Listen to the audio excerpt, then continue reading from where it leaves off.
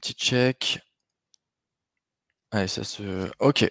Eh ben, c'est parti. Bonjour à toutes et à tous sur, cette masterclass donc, gagner en efficacité à chacune des étapes de votre, process avec HubSpot. Alors aujourd'hui, on va voir un peu toutes les fonctionnalités, tout ce qui permet dans HubSpot d'automatiser les tâches, répétitives, de simplifier votre parcours de vente, sans perdre le côté humain. Donc on va voir tout ce qui permet de personnaliser et cetera et donc l'objectif in fine, au cours donc de ces 2 heures, c'est de voir, toutes les fonctionnalités, tous les, trucs et astuces, de HubSpot, pour gagner du temps. Que ce soit sur, du commercial, du marketing. Là vraiment aujourd'hui, même s'il va y avoir un aspect fort, pour le commerce, ça s'adresse également, au marketing et à toute personne qui va manager, gérer sur HubSpot. Donc on va voir, alors, bon, vous pouvez poser des questions. Oui, il y aura un replay. Vous pourrez, même recevoir la formation en support, si vous le désirez et n'hésitez pas à poser des questions. Il y a Loïc, qui est avec moi en bac qui répondra à vos questions sur le chat. Donc je regarderai pas toujours les questions moi en direct sur le chat, mais n'hésitez pas, Loïc, se fera une joie de vous répondre. Donc, on verra, donc sur cette masterclass donc quelques prérequis avant de commencer parce que, il va falloir, s'assurer, que dans HubSpot le paramétrage est correct pour, que tout ce que je vais vous montrer aujourd'hui puisse bien fonctionner. Donc on va voir les filtres et vues personnalisées, créer des listes dynamiques et statiques. On verra l'outil de meeting, comment l'utiliser, au mieux, et bien le paramétrer. Les documents traqués, les modèles de mails commerciaux qui font sens avec, ce qu'on verra sur, gagner en efficacité et cetera, mais aussi avec la prochaine masterclass sur, l'utilisation des séquences. On verra comment on met en place un bloc de texte, comment on automatise, les tâches de suivi et leur attribution avec, les workflows. On rentrera pas forcément encore dans le détail ici. On verra les tâches et les files d'attente, les scoring, comment, prioriser le traitement commercial, et ça peut même être utilisé, hein, pour le marketing.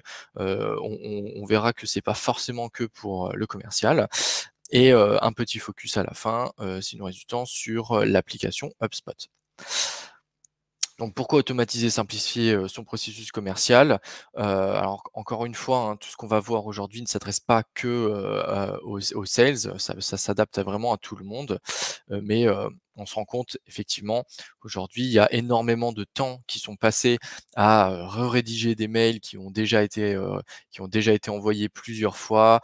On voit qu'il y a beaucoup de temps qui est, perdu sur des tâches, répétitives, de gestion et de traitement, des contacts, que ça soit du commercial ou du marketing, on va le voir et donc aujourd'hui, on va voir tous les outils qui permettent de gagner du temps à tous ces niveaux. Voilà, donc souvent on se retrouve, quand c'est mal, on va dire mal utilisé ou pas utilisé à son plein potentiel avec, énormément de tâches en retard, des transactions qui n'avancent pas, une mauvaise priorisation des contacts. Donc on passe du temps sur, beaucoup de personnes différentes, sans prioriser et des contacts qui n'ont pas forcément de retour parce que voilà, on ne met pas, les efforts au bon endroit, on ne joue pas sur le timing qui va être une notion très importante dans ce qu'on va voir aujourd'hui et voilà et on se retrouve avec un process, qui est pas forcément optimisé. Donc pour tous les outils, qu'on va voir aujourd'hui, comme je vous l'ai dit, il faut s'assurer que sur HubSpot, on ait, tous un paramétrage minimum, on va dire ça comme ça, pour que tous les assets qu'on va voir fonctionnent, correctement. Donc le premier Donc à chaque fois, on va passer beaucoup de temps directement sur HubSpot. Je démarre un peu sur les slides là et vous verrez on va vite se diriger vers HubSpot et on va passer la grande majorité du temps dessus. Donc là, le premier prérequis que j'invite chacun à vérifier, c'est l'intégration des boîtes email. Donc ça va être hyper important donc pour envoyer les mails individuels depuis le CRM, de consigner les réponses aux mails, les faire remonter, envoyer des séquences d'emails, et cetera. Donc ça, vous le verrez, les séquences, ça sera sur la prochaine masterclass, mais en tout cas, aujourd'hui, on va voir toutes les templates modèles de mails et donc ça va être important et obligatoire d'avoir une boîte mail connectée. Donc si je vais dans HubSpot, donc là, je suis sur un compte test, hein, c'est voilà, je vais vous présenter aujourd'hui sur ce compte et donc là, je vais dans les paramètres. Dans mes paramètres, donc c'est dans vos préférences, générales et ici dans email, vous avez, la possibilité donc de connecter la boîte mail. Donc, quand c'est pas paramétré, vous verrez le bouton «Connecter une adresse mail personnelle» et donc là, une fois que c'est connecté, vous cliquez dessus, vous aurez une petite case à cocher, pour, automatiser la rentrée de data, donc ça, je vous invite à la cocher et voilà, une fois que c'est connecté, vous verrez le statut activé sur la boîte mail et en fait, on va utiliser ensuite cette adresse sur, l'envoi d'emails et cetera et sur l'extension que je vais vous présenter juste après. Donc là, c'est le premier prérequis, on va dire pour, les boîtes mail. Le second, c'est l'intégration de votre agenda. Donc là, on verra aussi tout à l'heure comment, utiliser au mieux l'outil agenda et comment l'utiliser dans l'extension également et toutes les possibilités, d'intégration de cet outil. Et donc là, l'outil de réunion, ça va être important pour envoyer les réunions directement depuis HubSpot, donc enregistrer les réunions, sortantes, de synchroniser aussi les réunions qui sont prises depuis l'outil de réunion de HubSpot à votre agenda, par exemple Gmail ou Outlook. Et donc, tous ces paramètres-là, vous allez voir juste après que c'est, obligatoire d'avoir cet agenda de paramétrer. Donc ici, toujours dans les paramètres, dans général email, dans calendrier, donc ici, je vous invite à paramétrer. Donc là, pareil, hein, vous aurez le bouton rouge connecter votre agenda avec le calendrier et donc là, vous cliquez ici, donc voilà et donc ici, vous voyez que moi j'ai mon agenda Gmail, de connecté. Donc et on verra juste après, dans l'outil de réunion et on a un agenda, enfin un lien de meeting, paramétré par défaut, qui est unique, enfin et qui est individuel, automatiquement. Je vous montrerai juste après dans l'outil de réunion comment ça se paramètre. Parce que là, pour le moment, on a un outil de réunion qui n'est pas paramétré, sur votre lien individuel. Donc voilà, deuxième prérequis. Le second, alors je fais peut-être, bon je vois que Loïc gère, très bien, parfait. Le troisième prérequis, c'est, alors ça c'est pas obligatoire, mais je vous invite fortement à le faire et je vais vous montrer, tout de suite, comment, fonctionne, l'extension, Sales HubSpot, vous verrez que c'est bien utile. Donc là, pour ce faire, soit vous attendez de recevoir, le support de formation, vous pourrez cliquer ici, ou, vous avez la possibilité de télécharger l'extension, sinon depuis le téléchargement d'extensions, de Google ou, là si vous descendez ici, donc je suis dans général email et là vous avez les raccourcis pour aller, télécharger l'extension. Donc voilà, donc là vous pouvez la télécharger depuis ici et je vais montrer tout de suite donc comment ça se présente. Donc là je vais voilà, là je suis sur ma boîte Gmail et je vais faire, donc je vais faire comme si j'envoyais un email. Donc là, il faut toujours mettre un destinataire. Je vais mettre Christelle, que vous avez probablement vu sur l'avant-dernière masterclass. Et ici, du coup, vous voyez un petit bandeau apparaître qui est, justement donc l'extension HubSpot. Donc une fois que vous avez rentré un premier contact, vous allez pouvoir, utiliser les modèles, enfin tous les outils finalement qu'on va paramétrer, aujourd'hui, heu, voilà, pour simplifier vos process. Donc le premier, ça va être tous les modèles. Donc ça va être les templates d'email qu'on va paramétrer, que je vais vous montrer tout à l'heure. Et donc là, si je prends un exemple, alors là, on a voilà, relance client.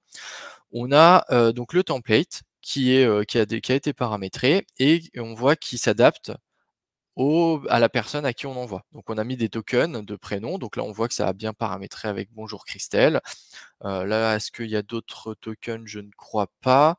On a le lien d'agenda et donc là, c'est justement donc l'agenda que je vous montrais en prérequis et ce qu'on va paramétrer juste après.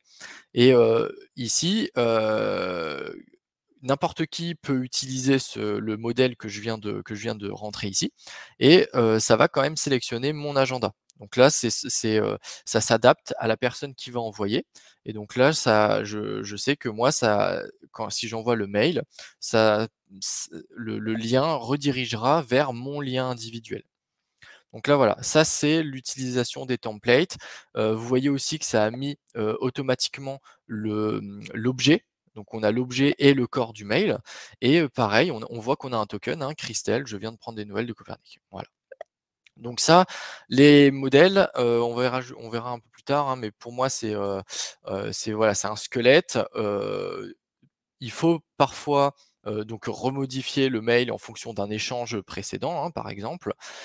Et donc ça, ou l'enrichir et pour, enrichir ces squelettes, on va utiliser les blocs de texte.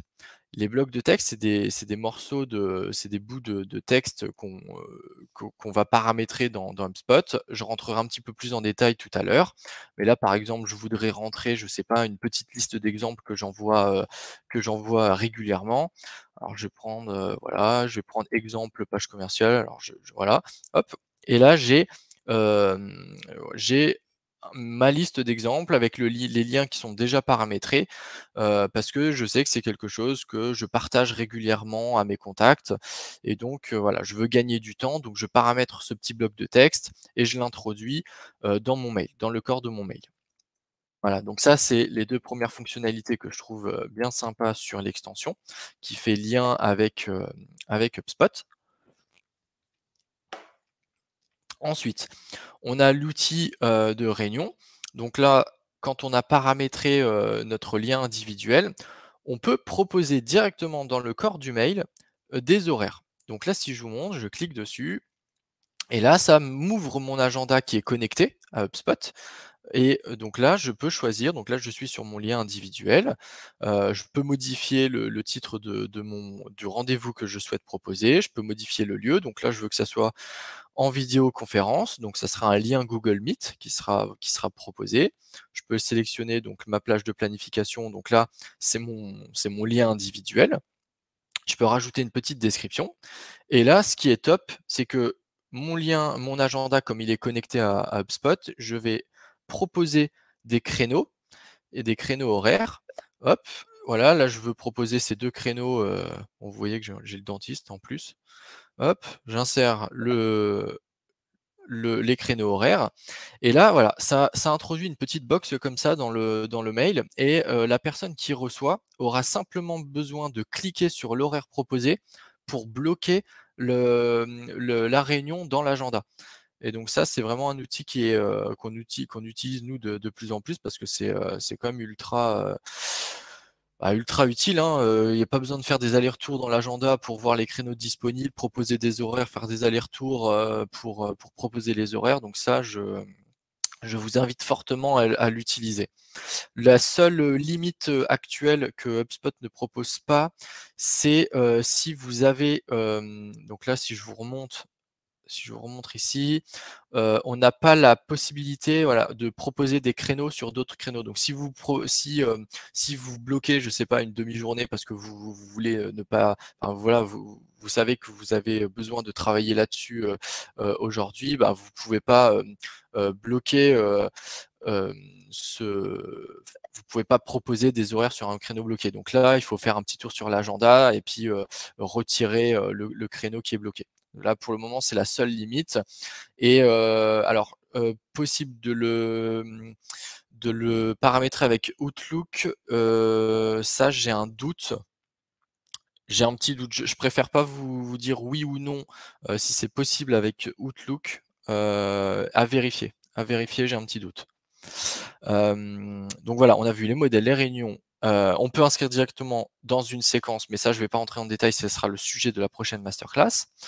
On peut paramétrer des tâches, directement, quand on envoie un mail et donc genre des tâches de relance, pour, après X jours, par rapport à la date d'envoi du mail, qui sera rattaché donc à Christelle.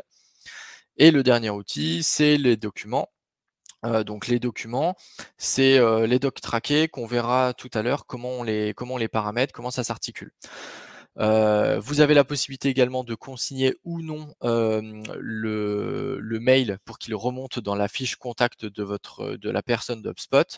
Donc là, moi, je ne peux pas parce qu'on a défini dans, les paramètres d'email. Alors oui, forcément, je suis, connecté à Copernic, mais donc chez Copernic, on a, décidé de ne pas consigner les mails qui s'échangent entre, sur le domaine agence-copernic.fr. Donc ça évite de faire remonter du mail interne dans les fiches contacts que tout le monde pourrait voir. Voilà, et donc là, ce mail est suivi. Donc voilà pour, l'extension, qui est pour moi quand même ultra utile. Donc là, ça, on va voir, tous ces outils qui en sont liés, on va voir comment les paramétrer. Et la dernière chose pour les prérequis, je vais aller très vite là-dessus, c'est, le paramétrage des notifications utilisateurs. Donc ici, si vous allez dans paramètres, général, notifications, vous avez la possibilité donc paramétrer toutes les notifications, emails, alertes et cetera que vous recevrez.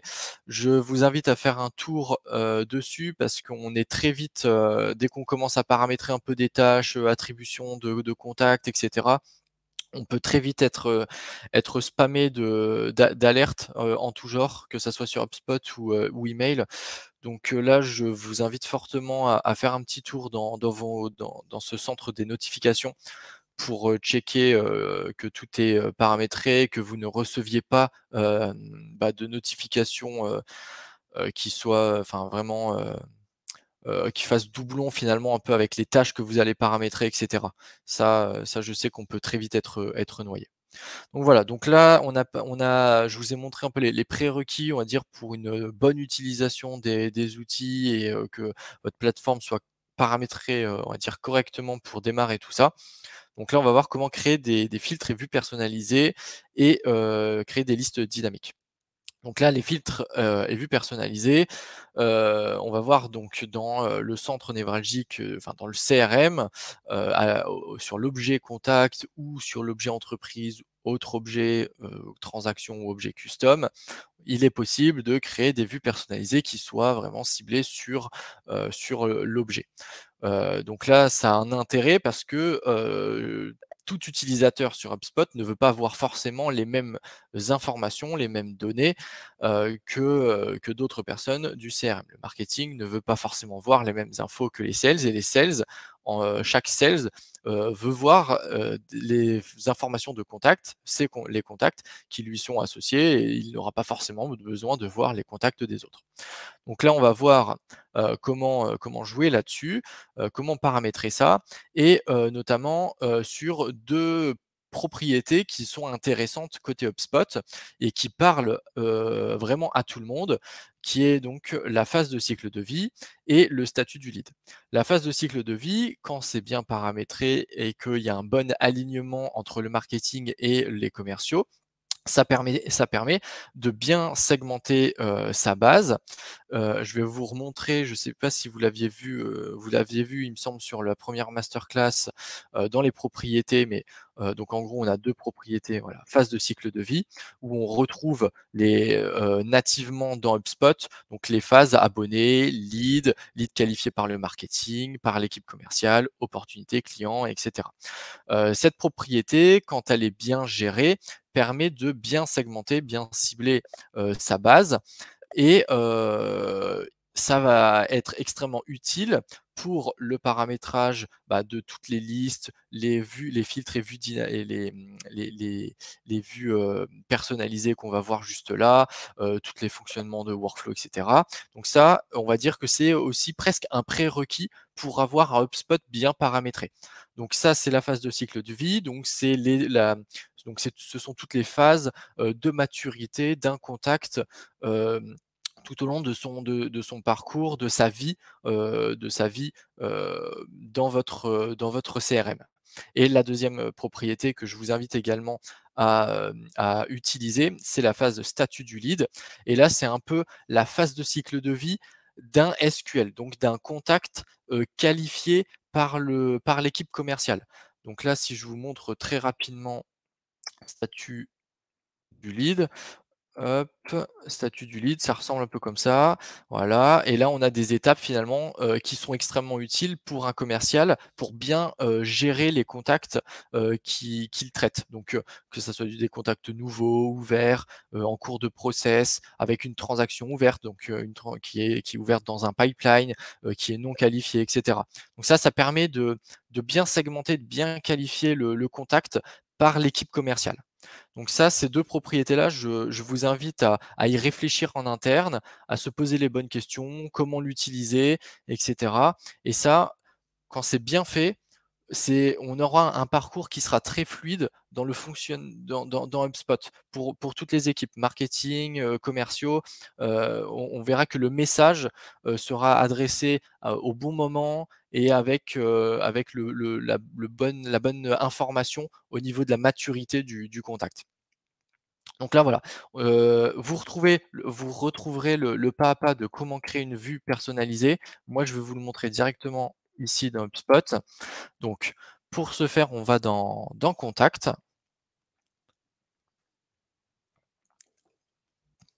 Voilà. Donc là, je suis donc dans le CRM, on est, sur l'objet, Contact et on voit donc là, on a tous les contacts. On est sur, la vue tous les contacts. On a des vues personnalisées par défaut qui sont paramétrées. Donc on a mes contacts, les contacts non attribués et ça, bon, ce sont des vues, du coup personnalisées. Ce sont des tests. Donc pour créer, donc vous avez 2 possibilités. Soit vous faites un filtre directement, ici, donc ça, on va dire que c'est du filtre rapide. Donc là, typiquement, un commercial, il voudra peut-être avoir une vue personnalisée sur tous les contacts qu'il a à prendre en charge. Donc ce sont tous les contacts avec un statut du lead nouveau. Donc là, on est sur les nouveaux SQL. Voilà, donc là, je filtre là. Il veut, par contre, avoir que les contacts, qui lui sont adressés. Donc là, je vais faire propriétaire et là, on va mettre sur moi. Donc là, c'est le moi dynamique. Donc là, quiconque utilise, ce filtre, s'il est enregistré, verra uniquement les contacts qui lui sont associés, parce qu'on est sur du moi dynamique. Donc là, voilà, là j'ai sélectionné mes filtres. Donc là, bon, moi j'ai pas de contacts qui me sont associés avec ces propriétés, mais bon, c'est pas grave. Donc là, j'ai sélectionné mes filtres. On aurait une liste de contacts, voilà, qui nous sont, intéressants et qu'on souhaite traiter. Et donc là, pour ce faire, je vais sauvegarder la vue, je vais enregistrer en tant que nouveau et je vais la nommer. Donc là, ça serait les SQL, plus, moi, par exemple, voilà. Ou, non, on a dit les nouveaux, nouveaux SQL. Voilà, ouais, les nouveaux SQL. On peut l'enregistrer et le partager avec, différentes personnes, donc soit en privé uniquement pour moi, soit, pour mon équipe. Donc là, moi, par défaut, sur ce compte HubSpot, je suis dans une équipe qui s'appelle formation. Donc là, uniquement les personnes des membres de l'équipe formation auraient accès ou tout le monde. Donc là, je vais faire tout le monde, je vais enregistrer. Voilà. Par défaut, on a la possibilité donc de mettre, il me semble que c'est jusqu'à 10 vues personnalisées épinglées. Donc là, elles sont épinglées. Mais du coup, si on en a plus et qu'on souhaite les retrouver, on va dans toutes les vues. Et donc ici, on retrouve les vues natives HubSpot, qui sont les 8 vues standards. Donc là, pareil, on peut, les épingler si nécessaire. S'il y a une vue, dedans là qui semble intéressante, on peut l'épingler. On a les vues, qui ont été créées par nous-mêmes, donc là ce sont moi mes propres tests et celles qui ont été créées par d'autres.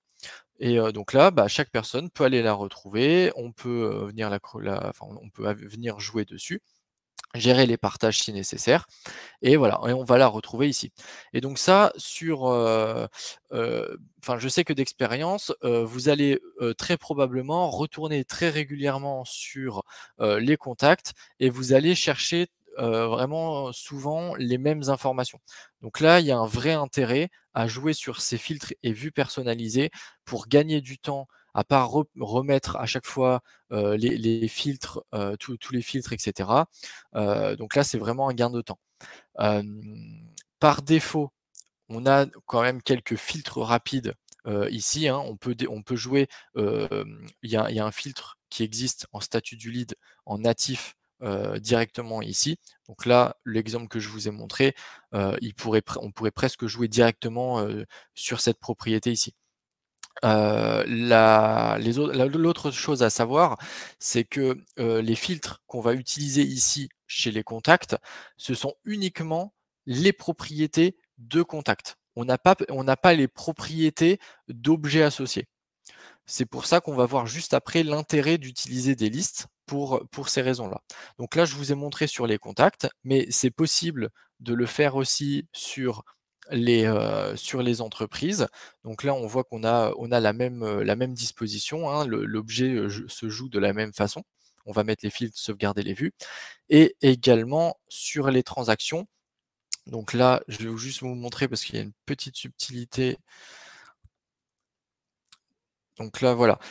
Ici, vous ne pouvez pas en vue pipeline, vous ne pouvez pas, épingler des vues. Pour retrouver les vues, il faut aller dans ce petit menu déroulant ici et là, on a les vues, personnalisées qui ont été sauvegardées et pour voir en mode liste, donc là, hop, ici, ça a dû, déjà vous être montré et donc là, vous avez, la vue, de l'objet transaction en mode liste et là, vous pouvez épingler des vues. Donc voilà pour les vues personnalisées et je voulais vous montrer aussi du coup les listes parce qu'il y a donc quand on veut, avoir accès à une liste de contacts ou à une vue, de contacts qui sera régulièrement utilisée, on va souvent donc, si on veut juste, les traiter, les voir et cetera, on va passer plutôt sur du filtre, enfin des filtres, sur l'objet. Donc, les vues personnalisées comme je viens de vous montrer. Par contre, des fois, on peut avoir besoin de visualiser une liste de contacts ou d'entreprises, dynamique ou statique, sur enfin, on va avoir une liste de contacts, mais qui soit basée sur des critères d'objets associés. Donc là, je m'explique. Donc dans contact liste, vous avez la possibilité donc de créer une liste et ici on peut en créer que sur les contacts ou entreprises. Si on prend donc l'un ou l'autre, on aura bien une liste soit de contacts, soit une liste d'entreprises. Mais on va pouvoir la créer en utilisant des propriétés de contacts associés ou enfin d'objets associés. Vous allez comprendre, pourquoi. Heu Hop, je vais appeler test formation et on a la possibilité donc de créer une liste dynamique ou statique. Dynamique, c'est, donc comme le nom l'indique, les contacts vont rentrer, dans la liste, dès lors qu'ils respecteront les critères qu'on aura définis à cette liste. Ils continueront, tous les nouveaux contacts ou entreprises qui respectent les critères seront intégrés. Une liste statique, c'est une image à un instant T, on définit les critères, on a une liste et elle ne bougera plus, même si des nouveaux contacts répondent aux critères. Donc ça peut être bien pour, des événements, ce genre de choses. Donc là voilà, je rentre dedans. On va donc, pour la créer, définir des filtres et ici, en fait, on se rend compte qu'on a la possibilité donc on est sur une liste là de contacts, donc on a l'objet, contact, mais on peut utiliser des propriétés d'autres objets. Donc si on veut, par exemple, sortir une liste de contacts qui font partie d'une entreprise de plus de 5000 employés, on va prendre par exemple la propriété entreprise, nombre d'employés, et ici on va définir le nombre, voilà, par exemple supérieur à 500. Et donc là, on va avoir tous les contacts qui ont une entreprise associée ayant le critère nombre d'employés plus de 500. Voilà, et il y a d'autres, donc je voulais juste voilà, faire un petit focus sur cette notion de sortir des contacts, mais avec des propriétés qui ne soient pas forcément des propriétés que de contacts. On peut utiliser les propriétés d'objets associés, dès lors que le contact est associé à un autre objet, que ça soit donc, je vais vous remontrer ici, mais que ça soit n'importe quoi, des objets custom. Donc là, on a les objets custom, on a les devis, les entreprises, factures, paiements, voilà, on a tous les objets qui existent là et qui sont paramétrés sur le compte. Ça sera souvent utilisé aussi sur les propriétés de transaction. Souvent, ça peut être intéressant de sortir une liste de contacts qui ont, je sais pas, plus que X transactions ou, qui ont, tous les contacts qui ont une transaction dans X phases, par exemple. Ça peut être, ça peut être souvent utilisé pour mener des actions spécifiques, pour déclencher des workflows, pour utiliser la liste, en se servant de base pour inscrire en masse dans une séquence. Ça, vous le verrez la semaine prochaine, enfin la semaine prochaine, sur la prochaine masterclass. Donc voilà, la liste peut être source, de peut être utile pour beaucoup d'éléments, différents dans HubSpot et ça va servir de base de construction pour bien des outils, dans HubSpot, que ça soit sales ou marketing. Et donc là, si je si je déroule un tout petit peu dans la liste, on voit aussi qu'on peut faire des listes, hein, sur les interactions marketing, donc sur, les personnes qui ont cliqué sur des call to action, qui ont répondu, cliqué, ouvert à des mails marketing, des interactions publicitaires. Enfin, voilà, le champ de création de listes est relativement large et c'est même pour moi, c'est là où vous aurez le plus grand champ des possibles de segmentation. C'est vraiment en se basant sur les listes, même, donc plus qu'en faisant des critères de segmentation, directement dans des workflows par exemple, qu'on verra un petit peu après. Donc voilà, ça je tenais à faire un petit focus dessus. Hop et donc, bon, j'ai pas cliqué, mais après il suffit d'enregistrer. Vous pouvez classer toutes les listes dans des dossiers. Donc ça, là-dessus, c'est un conseil vraiment que je fais, c'est sur tous les assets qu'on voit aujourd'hui. Donc que ce soit les listes, les modèles, les templates, les blocs de texte et tout ce qu'on va voir, tout peut être géré et classé dans des dossiers. Et c'est pour moi important de le faire dès le début, sur HubSpot, de tout bien classer, dans des dossiers, d'avoir une bonne nomenclature et cetera. Parce que après quelques années, si personne ne respecte ce rangement, vous vous rendrez compte que ça peut vite devenir, le bordel, hein. Donc, je vous invite fortement à adopter une bonne nomenclature et une bonne gestion des dossiers pour tous les assets. Donc voilà, on a fait le focus sur les vues dynamiques. Ah oui, si, alors dernière petite chose, c'est que, parfois on a un peu le tendance à utiliser hem, les listes pour, un peu trop facilement, on va dire. Je m'explique, des fois, une personne va avoir un besoin de sortir juste pour un one shot, une liste de contacts, qui répondent à un certain nombre de critères, mais qui se base uniquement sur des critères de contact et donc elle va avoir le réflexe de créer une liste. Pour moi, c'est pas le bon réflexe. Si on veut sortir, des contacts, pour X traitements qui ne soient uniquement basés que sur des propriétés de contact, le réflexe, ça doit être d'aller dans les contacts et de faire des filtres. Parce que les listes, heu prennent de plus en plus de temps, déjà à être créées.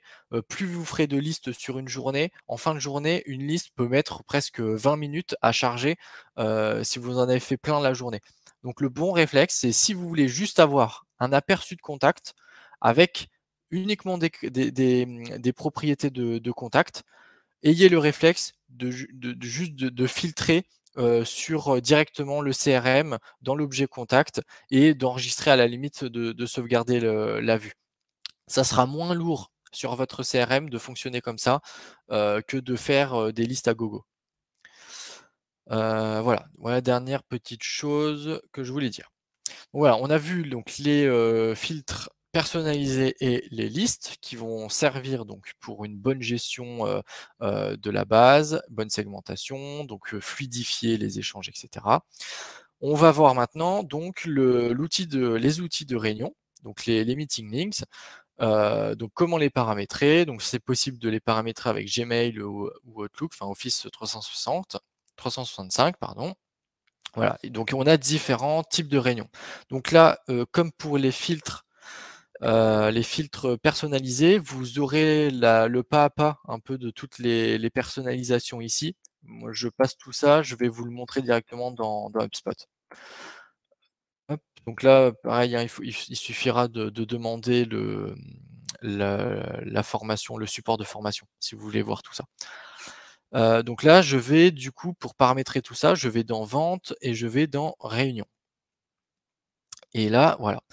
Par défaut, une fois que vous aurez, paramétré votre, agenda comme je vous l'ai montré dans les prérequis, vous aurez un meeting link, qui vous sera propre, individuel et qui apparaîtra ici. Donc c'est le 1er, c'est celui-ci, c'est le rendez-vous, 30 minutes. Ce meeting links sera votre lien, enfin voilà, c'est celui par défaut. C'est celui qui sera, utilisé également par défaut, dans ce que je vous ai montré sur le lien d'agenda dans le template. Je vous montrerai, un peu après quand on va paramétrer les modèles, mais, par défaut, ça sera toujours ce lien qui sera, mis en avant. Et on a également la possibilité de créer d'autres liens de réunion. Donc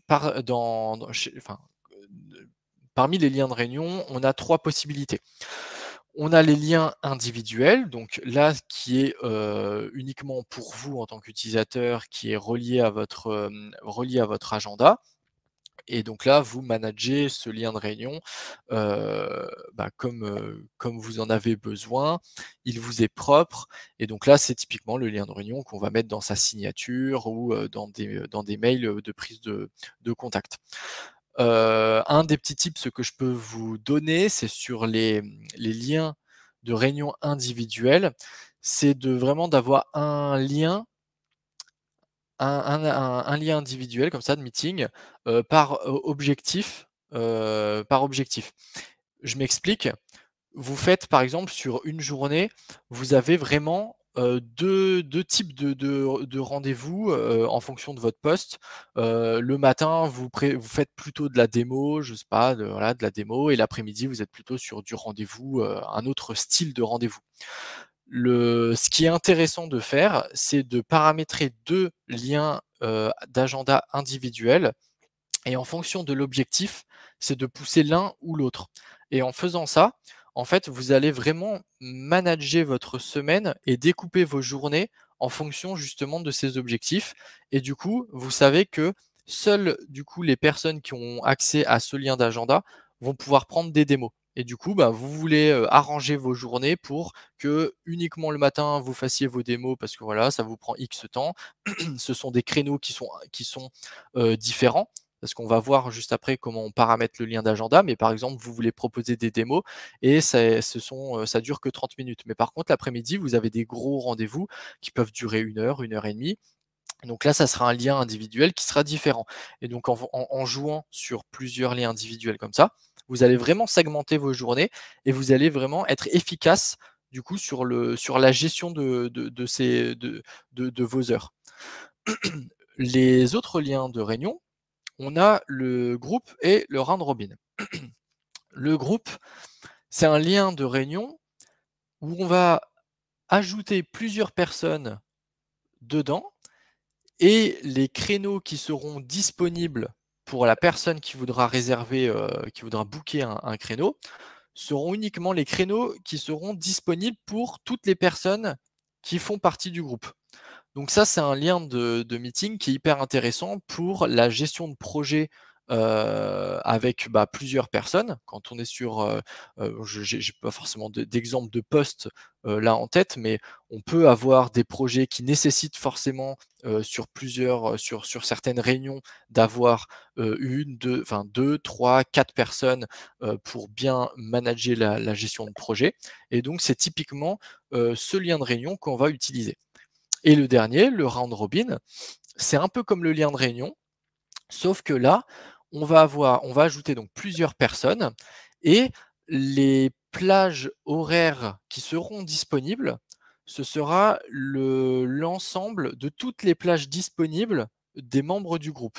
Donc si on a 2, 3, 4 personnes, on va avoir toutes les disponibilités de toutes les personnes et c'est ce qui la personne qui prendra le rendez-vous ne va pas forcément donc choisir, la personne avec qui elle veut, discuter, mais elle va choisir un horaire et en fonction de l'horaire, s'il y a une seule personne qui est disponible sur cet horaire, ça sera assigné à cette personne. S'il y en a 2 ou 3, ça va aléatoirement bloquer le créneau de réunion, entre une des personnes qui est présente sur ce créneau-là. Et il y a une petite subtilité qu'on peut choisir ou non d'activer, c'est de privilégier le propriétaire d'un contact.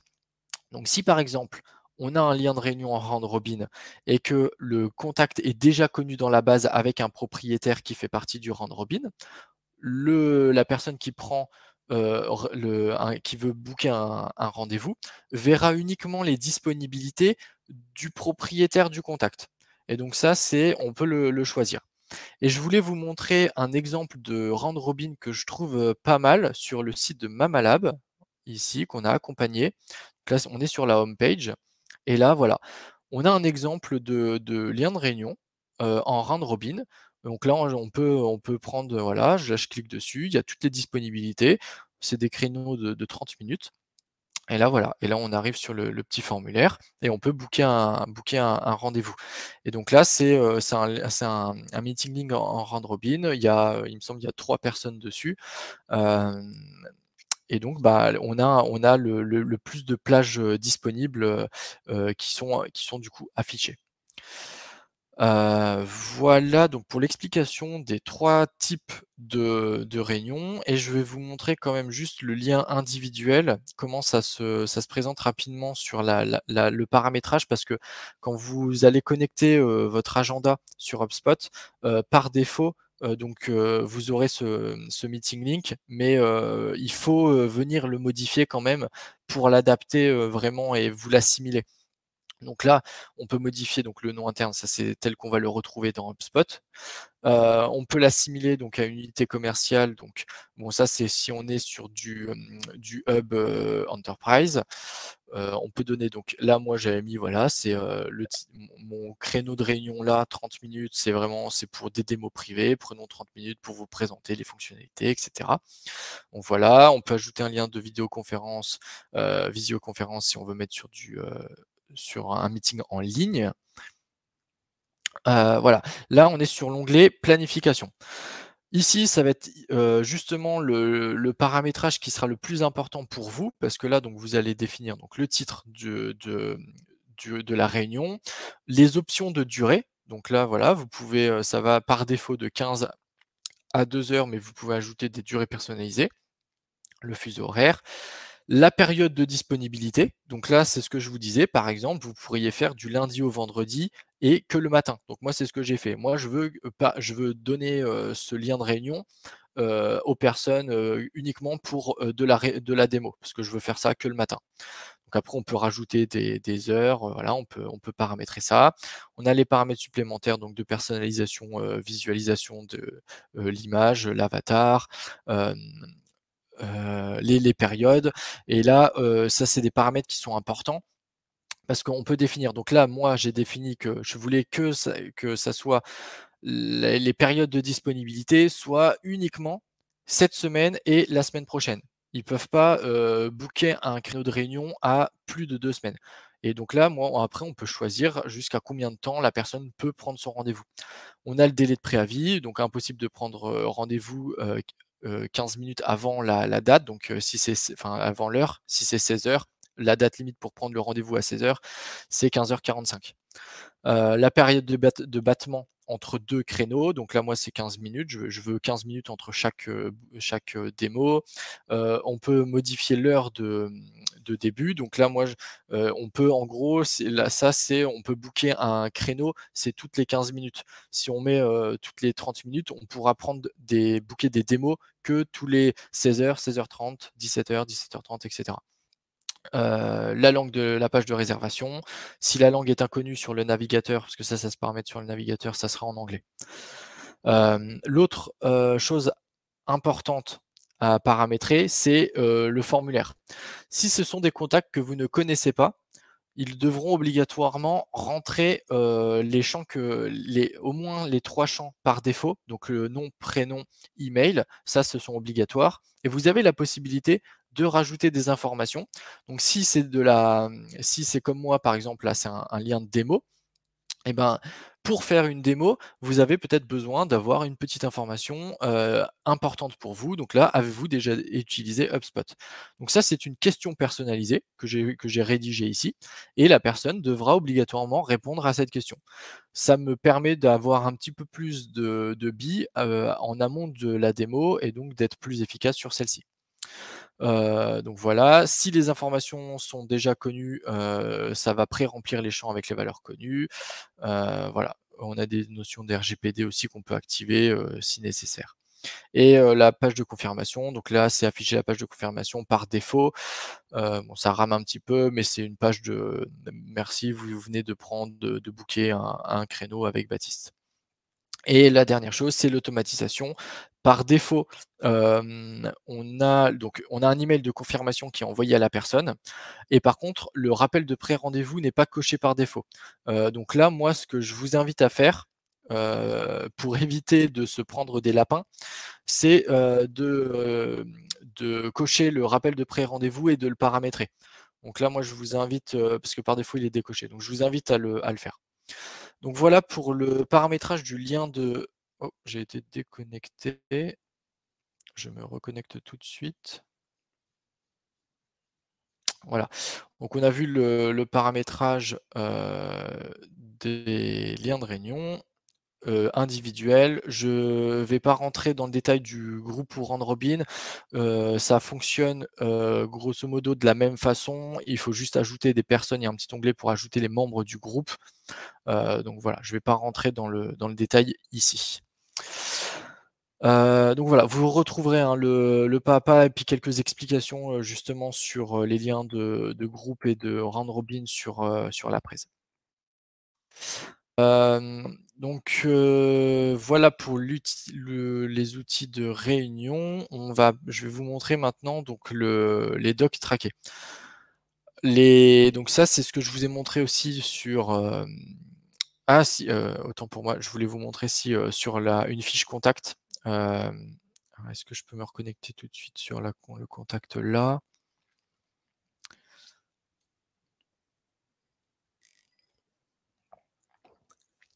Voilà, donc là je suis sur mon contact test. Vous avez la possibilité de planifier un rendez-vous directement donc sur une fiche contact. Donc là, hop, voilà. Donc là, c'est possible directement depuis la fiche contact de planifier un rendez-vous avec la personne. Donc là, voilà, vous paramétrez le titre, le type de réunion, les participants, les heures de début, etc., la description. Si vous voulez que les informations remontent bien toujours sur les objets associés, quand vous envoyez des mails, créez des tâches, booker, voilà, justement planifier un créneau de rendez-vous, de bien s'assurer que les fiches sont bien associées. Par défaut, il me semble que si vous décochez une fois l'entreprise par exemple, les prochaines fois ça sera décoché. Donc ça, il faut juste faire attention que ça soit bien associé, parce qu'après si vous switchez par exemple sur la transaction, vous ne verrez pas ce genre d'activité remonter dessus. Donc ça, je vous conseille quand vous faites des actions de pile CRM, de faire attention au fait que ça soit bien associé. Voilà, donc là, moi, vous voyez que c'est ajouté à Google Agenda. Donc, si je bloque un créneau, ça sera automatiquement mis dans mon agenda Gmail, enfin dans mon Google Agenda. Voilà. Hop, donc là, on va passer au doc tracké. Donc là, typiquement, le doc tracké, on est vraiment dans au cœur des outils qui permettent d'aller plus loin, d'être vraiment dans l'optimisation du parcours de tout le process dans HubSpot, parce que c'est un enjeu très utile d'un point de vue timing. Vous allez voir juste après pourquoi.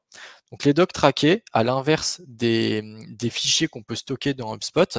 Donc là, si je vais dans l'onglet marketing, on a, c'est dans fichiers et modèles. Ici, dans fichiers, on peut stocker tout un tas de fichiers. Donc là, ça va être plutôt voilà, pour stocker tout des images, etc. À l'inverse, dans vente, on a l'outil document. Là, on peut stocker tout un tas de documents qui peuvent être utiles. Et donc là, on va, enfin, ça peut être tout type de documents, hein, des propositions, enfin des devis, propositions commerciales, des brochures. On peut avoir, j'ai mis 2 fois propositions commerciales, devis, etc. L'intérêt d'utiliser cet outil de document traqué, c'est de recevoir des alertes et des informations sur la lecture des documents par le contact. Donc là, je vais vous montrer, j'ai préparé un petit exemple. Donc là, encore une fois, bien géré par dossier, hein. Quand on est nombreux sur la plateforme, ça va être important. Également, si une chose que j'ai pas dit, c'est que pour les documents, il faut être utilisateur sales payant pour avoir accès à tous les documents. Si vous n'êtes pas utilisateur sales payant, vous aurez accès uniquement aux 5 premiers documents chargés sur le compte.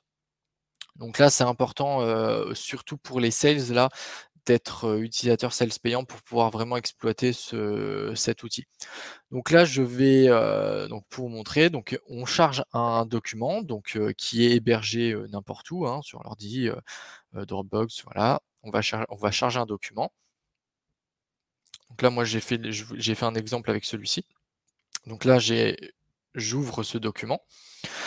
Donc là, voilà, on a le document qui est chargé ici et on va pouvoir l'envoyer.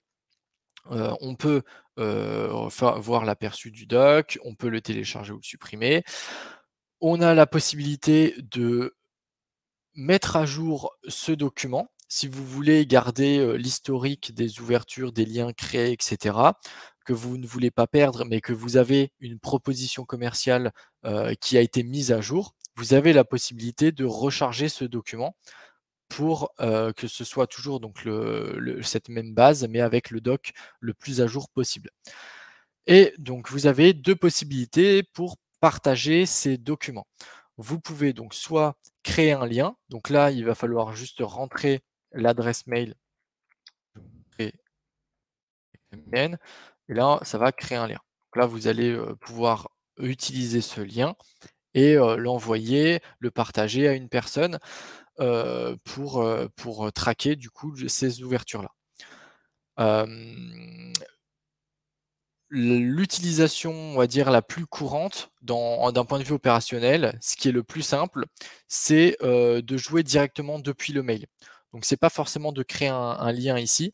Le plus simple, c'est soit, donc comme je vous l'ai montré sur la rédaction d'un mail, donc si vous voulez tout gérer depuis Gmail, c'est d'utiliser l'extension et d'insérer. Là, je vais laisser celui-là ouvert, comme ça je vous ferai je vous montrerai après. Donc là, le plus simple, c'est d'utiliser l'extension et d'aller chercher le lien. Donc là, bon, ça, c'est les documents qui sont chez Copernic. Là, quand je vous présente, je suis sur le compte de démo. Voilà.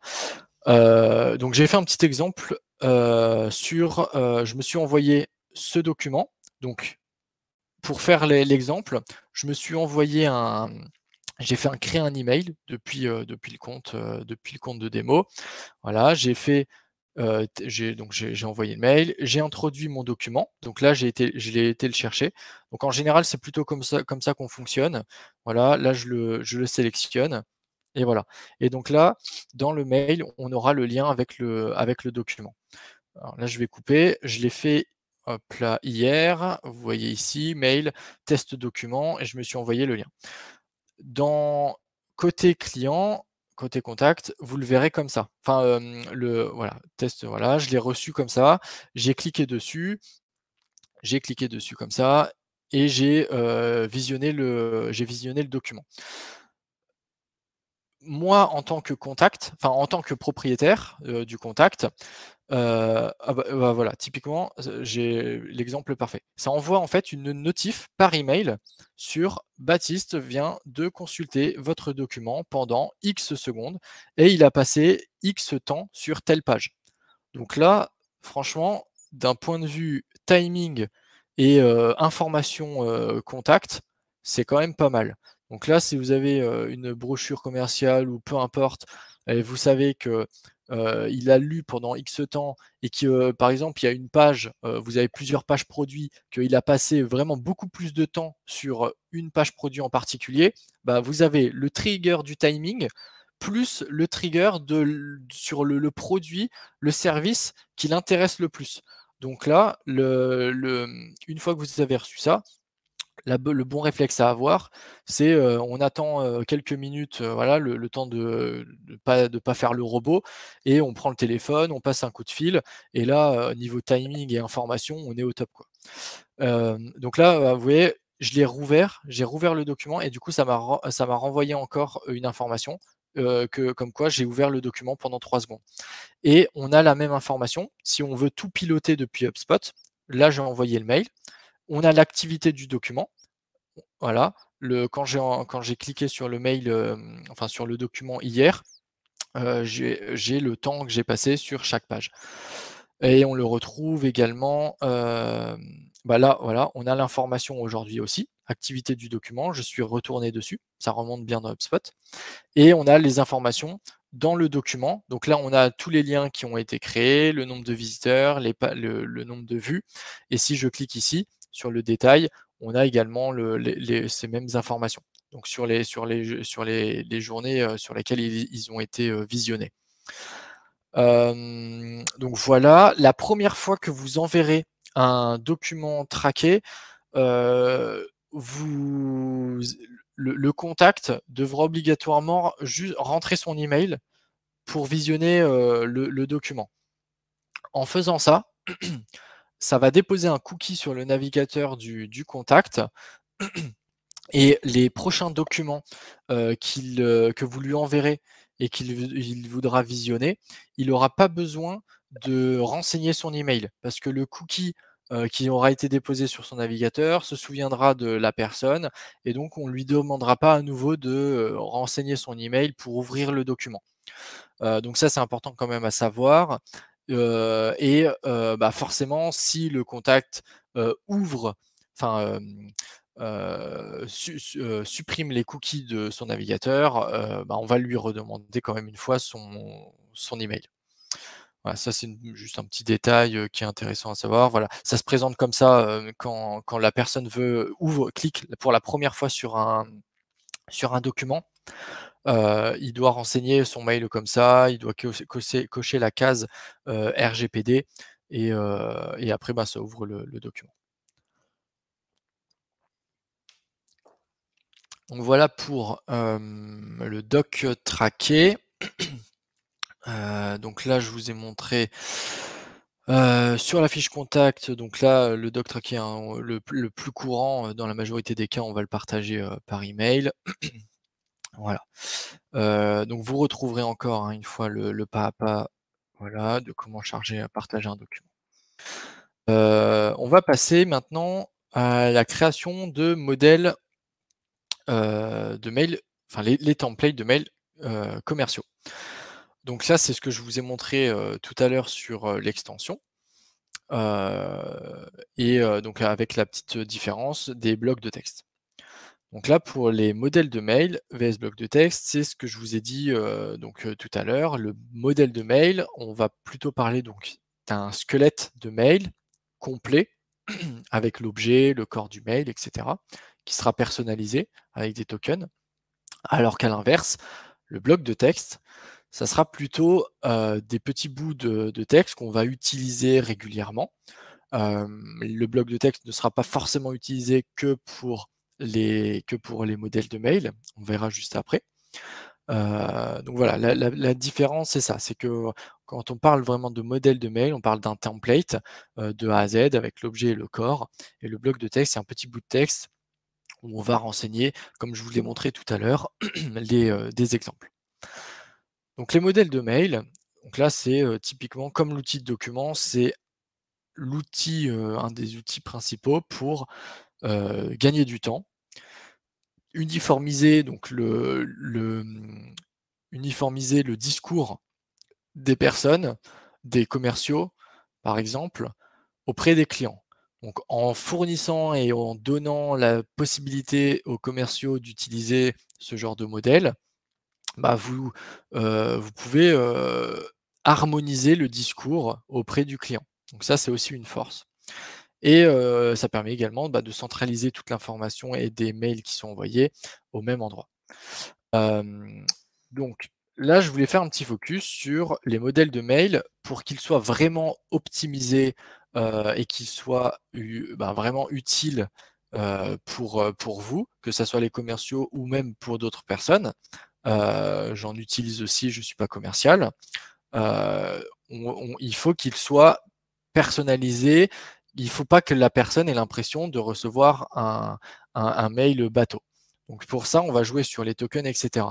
Donc là, typiquement, on a un exemple de mail qui est absolument pas optimisé. Le mail est complètement aseptisé, on n'a pas de token, pas de personnalisation, pas de lien d'agenda, on n'a rien du tout. Le but, c'est d'éviter ça.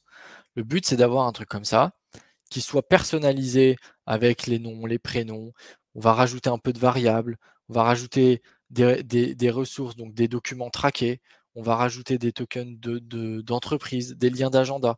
Voilà, on va essayer de jouer sur toutes ces possibilités pour communiquer avec la personne de façon personnalisée, même si dans les faits, les modèles de mail vont pouvoir être utilisés dans des séquences et donc on va envoyer parfois des modèles de mail en masse, mais elles auront toujours l'impression de recevoir du mail personnalisé. Et ça va être là tout l'intérêt. Donc dans les modèles de mail, on va avoir deux distinctions. On va avoir les modèles de mail qui seront utilisés en one-to-one. Donc ce sont les mails typiquement qu'on va envoyer depuis l'extension Gmail ou depuis directement la fiche contact ici. Quand on va créer un mail, là c'est ce que j'appelle du mail one-to-one. On va utiliser le modèle, un modèle, mais ça va être pour de l'envoi one-to-one. Et on va construire d'autres types de modèles qui seront là plus pour sur de la relance ou de la prospection. Enfin, vous verrez qu'il y a plusieurs cas possibles qu'on va intégrer dans de la séquence. Et donc là, ça va être des mails qui seront envoyés à X personnes. Et donc, une fois de plus, ça va être extrêmement important qu'ils soient personnalisés au max pour que la personne ait l'impression de recevoir un mail one-to-one, alors que ce n'est pas forcément le cas. Voilà, petit tips, donc dans vos modèles de mail, donc d'essayer de faire 2 fois plus référence au contact qu'à vous-même. Donc pour qu'ils se sentent considérés, ça va être important. Et donc là, on va voir comment bien construire un modèle de mail. Donc ouais, si avant de passer sur le côté HubSpot opérationnel, donc je vous ai dit juste avant de bien utiliser les tokens, d'intégrer les liens de réunion, de faire référence au contact. Mais par contre, autre conseil important, et dans un souci d'harmonisation, c'est de faire des ateliers en interne pour que chacun puisse regrouper les informations, les tips qu'il dispose, qu'est-ce qui fonctionne le mieux sur les mails, etc. Et donc, Alors j'ai une petite question à côté, on redemande les emails pour ouvrir un doc traqué même si on l'a déjà. Alors je reviendrai sur la petite question doc traqué, à la fin. Donc voilà, ce que je disais, ouais, c'est de bien faire des ateliers en interne pour, brainstormer sur les meilleurs, tips, sur le fonctionnement des mails parce que, chaque boîte va avoir, on va dire des informations différentes sur l'utilisation des modèles de mail et parfois certaines personnes, vont avoir des modèles de mail qui fonctionnent super bien et d'autres un peu moins bien et donc ça va être important en interne d'harmoniser ça, de confronter ce qui fonctionne bien, ce qui fonctionne pas bien pour que tous puissent, utiliser le meilleur de ce qui existe dans la boîte. Et donc ça, typiquement sur les mails, sur les modèles de mails, c'est quelque chose qui va être important à faire. Donc je vais vous montrer donc voilà, vous retrouverez, hein, encore une fois les modèles, enfin le pas à pas. Je vais vous montrer tout de suite dans HubSpot. Donc pour, paramétrer ça, on va dans conversation modèle.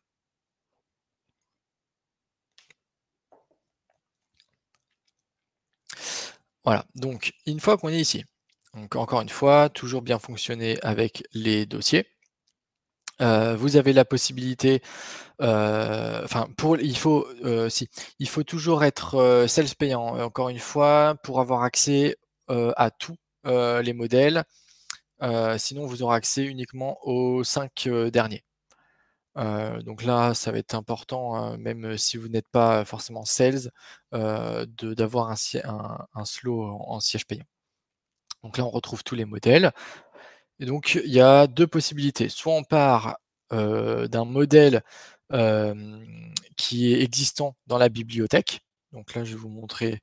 Ici, il y a voilà, en fonction des objectifs, des tips, on a la possibilité de sélectionner déjà des mails qui sont pré-rédigés. Très honnêtement, ces modèles de mails ne sont pas, optimisés. Pour moi, vous pouvez vous en inspirer, mais il faudra forcément toujours repasser dessus. Donc ne prenez pas un modèle de mail pour argent comptant. Vous pouvez, partir d'un de ces modèles, mais réajustez-le à votre sauce, adaptez-le à votre entreprise, à votre discours. Il faut le réarranger pour vous l'approprier et qu'il soit vraiment en accord avec vous-même. Parce que pour moi, c'est une base intéressante, mais c'est pas optimisé. C'est optimisable. Et donc sinon, on va partir de zéro. Donc donc construire un template de mail, on va donc ici lui donner, un nom interne. Donc là, c'est comment vous le retrouverez dans tous les outils HubSpot. On va paramétrer donc l'objet. Donc là, comme je vous l'ai montré sur, l'exemple,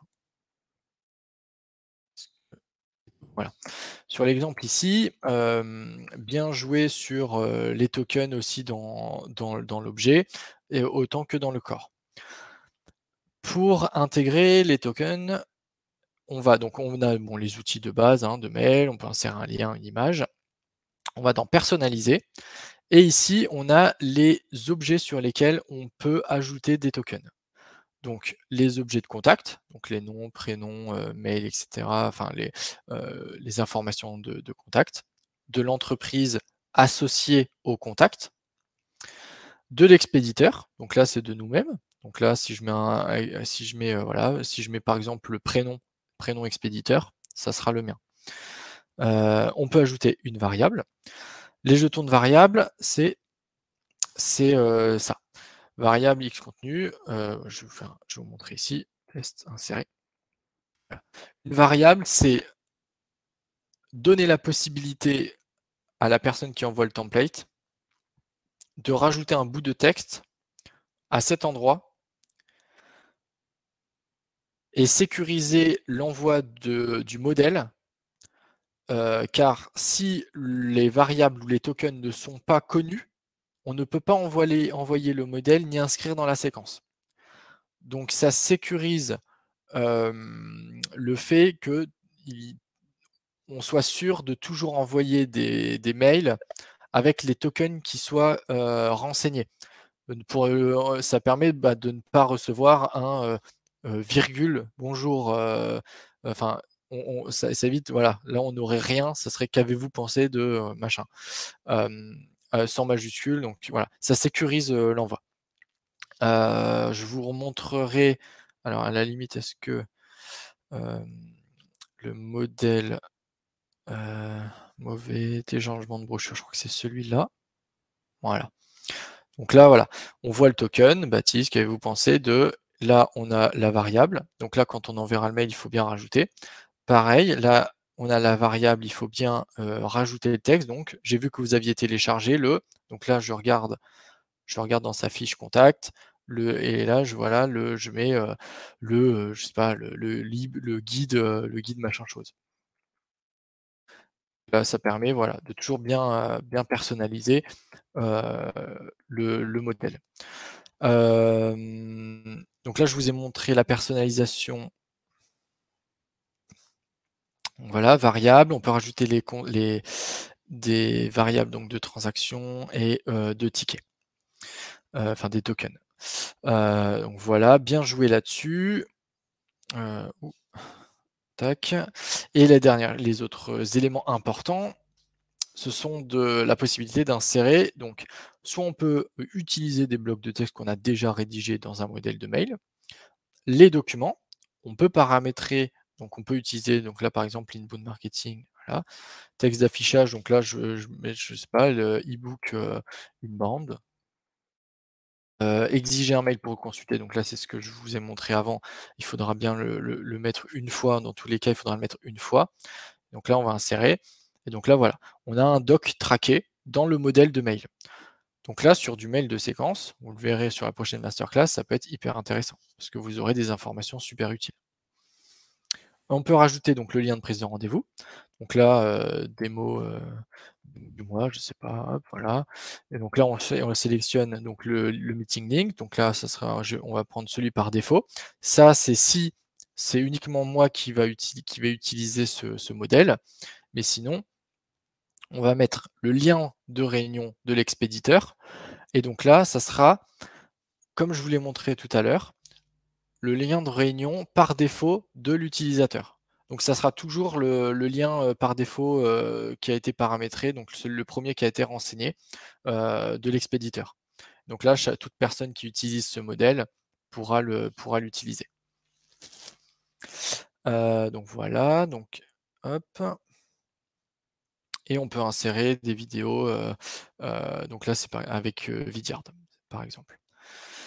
Donc voilà pour comment paramétrer le modèle de mail. On peut le ranger donc encore une fois dans les dossiers. On peut le partager avec certains utilisateurs. Et quand vous enverrez donc un modèle de mail, que ça soit en one-to-one, donc comme là, ou dans une séquence, ce sera à chaque fois la signature de l'expéditeur qui sera associée. Pour modifier la signature, je vais vous remontrer quand même une fois ici.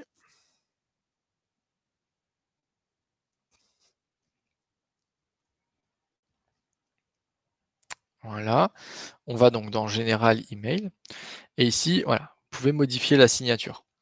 Donc ça, c'est telle qu'elle apparaîtra donc sur vos mails. J'ai un petit outil à vous donner. Alors, voilà, c'est le générateur de signature HubSpot. Ça, c'est un petit outil sympa. Voilà, pour créer des petites signatures pas trop mal, que vous vous renseignerez ensuite. Il faudra juste télécharger l'HTML et le rentrer ici, et ça vous fait une signature. Voilà, ça fait quand même plutôt propre. Donc si vous téléchargez le support de formation, vous aurez le lien ici. Donc voilà pour les modèles. Alors, je vais vous montrer un autre, donc un petit outil qui est bien sympa.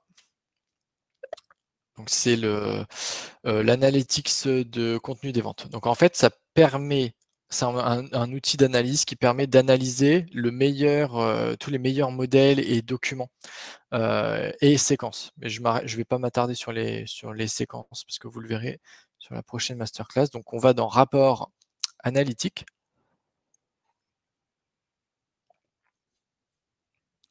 Et donc là, on va dans Analytics du contenu des ventes.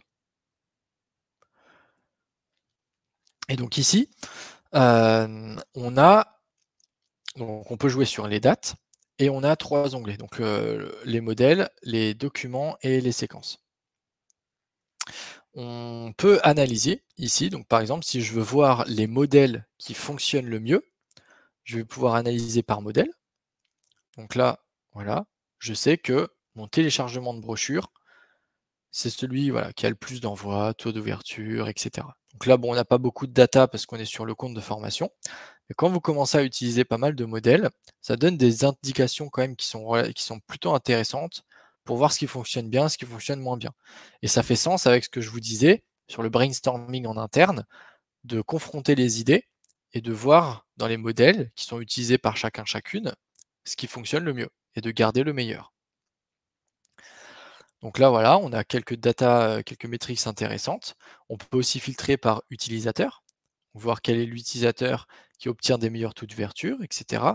Donc toujours dans cette logique de confronter et de voir ce qui fonctionne le mieux. On a également du coup des données sur les documents. Et donc là, on peut voir les documents qui obtiennent le plus de vues, le plus de visiteurs uniques, qui sont le plus partagés et qui obtiennent le plus de temps de lecture. Et donc là, pareil, on va pouvoir voir pour utiliser les documents qui fonctionnent le mieux. Quand vous avez plusieurs brochures, plaquettes commerciales, etc., ben, vous pouvez voir en un coup d'œil quelles sont celles qui obtiennent les meilleurs résultats et en tirer des conclusions. Et donc vous verrez sur la prochaine masterclass, sur les séquences qui fonctionnent le mieux, etc. Mais je vais pas rentrer dans le détail aujourd'hui. Donc vous avez aussi la possibilité de sauvegarder le rapport, donc là vous verrez un peu plus tard sur tout ce qui est dashboarding, etc. Donc voilà, donc quand on a paramétré les documents, modèles, etc., on a la possibilité d'avoir des données qui sont vraiment intéressantes. Je vais vous montrer maintenant donc comment paramétrer donc mettre en place les blocs de texte. Donc on a vu les modèles de mail, on va voir maintenant les blocs de texte. Donc là, comme je vous disais, ça va être plutôt pour faire des blocs courts sur des utilisations. Donc voilà, les blocs, ce sont des textes courts et utilisables. Le bloc de texte, on peut l'utiliser partout où on peut rentrer du texte dans HubSpot.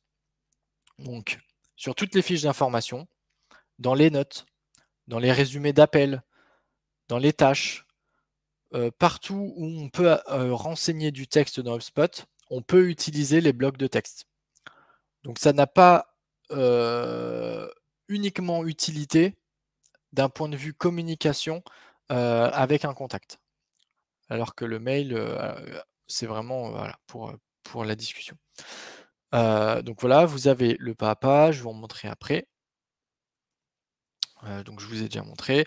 Hop, donc encore une fois sur l'outil bloc de texte, il faut être utilisateur sales payant pour avoir accès à tous les modèles. Et donc sinon vous verrez que tous les blocs de texte, donc vous verrez que les 5 premiers blocs de texte. Donc pour ce faire, on fait créer un bloc de texte. Donc on va lui donner un nom interne. Hop. On y ajoute donc le texte. Donc en bloc de texte, si c'est voué à de la communication, ça peut être une liste d'exemples, comme je vous ai montré juste avant. Ça peut être, si vous n'avez pas le Sales Hub Enterprise, ça peut être une trame d'appel. Comme je voulais, voilà. Ça peut être il y a un outil de guide conversationnel qui existe dans HubSpot, mais qui est sur de la Sales Enterprise. Et si on ne l'a pas, on peut utiliser les blocs de texte sur un appel. On va chercher son petit bloc de texte avec toute une trame de questions qui sont, à ne pas oublier sur ce jeu sur certains types d'appels. Et donc là, on va faire notre trame et par exemple, si je vous montre sur, bah, une note par exemple, on va aller chercher le bloc de texte. J'ai quoi en bloc de texte à dispo? Trame d'appel voilà. Hop, voilà, donc ça c'est juste un exemple. Il faudrait mettre plein de questions. Donc là, on a les points importants à se noter durant l'appel. Voilà. Ça peut être une idée d'utilisation de bloc de texte. Ça peut être, un bloc de texte d'informations, juridiques à intégrer dans un devis. Ça peut être, enfin, c'est des vraiment, ça peut être utilisé, bien des manières. Il faut juste garder en tête que, voilà, c'est pour gagner du temps et éviter de rédiger des textes qui sont redondants. Donc voilà, donc là on rentre n'importe quoi, on peut utiliser des raccourcis donc quand on va chercher, sur une note par exemple, on tape donc dièse et le raccourci, hop et ça va rentrer le bloc de texte. Donc voilà, donc bien entendu, comme je vous l'ai montré, vous pouvez le retrouver, heu, dans, hem, dans l'extension. Voilà, ça peut être utilisé, vraiment partout où on peut mettre du texte. Hem, voilà, donc ce que je vous disais, c'est que, effectivement, il y a le guide conversationnel. Hem, donc ça, c'est un des exemples que j'ai donné avec, les blocs de texte. Le guide conversationnel, je ne vais pas rentrer dans le détail, ici aujourd'hui, mais ça permet durant un appel d'avoir une trame. Si je vous en montre un, je ne sais pas s'il est paramétré celui-là. Voilà, c'est un guide, le guide de Connect avec, voilà, les étapes, d'un bon appel, hem, les différentes étapes, voilà, la présentation de Copernic, donc ce que doit dire, la personne qui passe l'appel. Donc ça sur, un onboarding, d'un nouveau collaborateur sur un poste de sales par exemple, une personne qui n'a pas encore, tous les réflexes, durant un appel, bah, ça lui permet d'avoir une trame intéressante et de ne pas oublier de compléter et de demander, les informations qui seront nécessaires pour le process sales. Donc ça, voilà, c'est un outil qui est intéressant. Voilà. Donc on va voir maintenant, qu'il est possible, donc d'automatiser certaines tâches de suivi et d'attribution, en utilisant les workflows. Donc toujours dans cette optique d'optimisation des process, de gain de temps, de fluidité, on peut utiliser les workflows pour énormément de, énormément de cas pour toutes les équipes. Les workflows, ça peut concerner absolument tout le monde. On va voir qu'il y a quelques exemples, voilà, quelques exemples qui, assez simples, qui permettent, d'être très rapidement, on va dire d'optimiser très rapidement sa plateforme et de gagner tout de suite en efficacité. Donc typiquement, ça peut être utiliser des workflows pour automatiser les phases de cycle de vie, donc de faire des actions manuelles, en moins et donc de jouer sur toujours cette notion de timing, de pouvoir communiquer aux bonnes personnes au bon moment et d'être sûr de ne pas louper le coche sur certains contacts.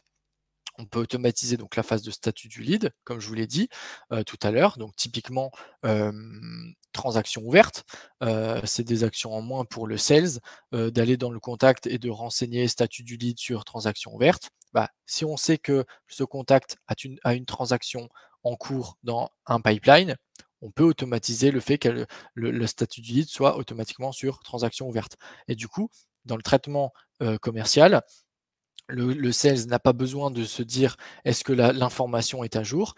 Il va voir dans ses filtres dynamiques, dans ses filtres personnalisés, les transactions ouvertes et voilà, il sait que c'est à jour. On peut copier des propriétés, On peut inscrire, désinscrire dans une séquence. Donc ça, vous le verrez aussi sur la prochaine masterclass. C'est un outil qui est disponible en Enterprise. Donc c'est quelque chose qui est quand même très puissant, mais voilà, qui est sur le plus haut hub disponible chez HubSpot. On peut paramétrer des notifications qui sont un peu plus complexes. Donc par exemple, on peut utiliser les workflows pour faire de l'attribution de contacts aux commerciaux. Donc en fonction de certains critères, par exemple, vous avez une boîte qui a plusieurs bureaux sur plusieurs pays. On a des contacts donc à l'international. On veut faire de l'attribution sur des sales France, Espagne, etc. Donc on va attribuer automatiquement, en fonction des informations qu'on va récolter en amont par le marketing, la langue utilisée, le langage, enfin il y a bien des manières de récolter ce genre d'informations. Et ensuite, on va faire des workflows pour attribuer les contacts aux bonnes personnes. Et une fois que le contact est attribué, on va pouvoir faire des alertes aux commerciaux pour dire tu viens de recevoir un nouveau contact en France. Ça peut être un des cas. On peut utiliser Workflow voilà, pour alerter, créer des tâches, des notifications qui soient basées sur des critères qui soient plus complexes. Ça peut être aussi du coup sur des alertes de revisite. On peut avoir des contacts qui vont sur des pages de sites web, qui vont voir plusieurs fois X pages. Et donc, ça peut être un trigger hyper intéressant pour le commercial de lui faire un petit workflow, lui dire, tu as un contact qui a été voir en 3 jours cette page produit, pense à le rappeler. Voilà, c'est des triggers intéressants. Donc là, voilà, je vous donnais un exemple de comment construire ces phases de cycle de vie dans HubSpot et les automatisations qu'on peut mettre en place. Donc avec certains critères de propriété. Donc là, je vous montre très rapidement, je ne vais pas m'attarder là-dessus parce que les workflows, c'est quelque chose on pourrait passer une journée dessus. Donc, je vous montre juste donc, dans automatisation, workflow. Donc là, c'est pas dispo quand on est en starter. Il faut au minimum une pro. Et donc là, on va donc dans automatisation workflow. On a tous les workflows. Voilà, on peut créer un workflow, donc on va créer une automatisation en fait. On peut le baser sur plusieurs objets, donc objets custom, contacts, entreprise, etc. Donc là, par exemple, on voudrait faire basé sur les contacts, on va faire un workflow vide. Il y a des modèles qui existent de base, mais c'est comme tous les modèles, pour moi, on peut s'en servir comme base, mais il faut les optimiser.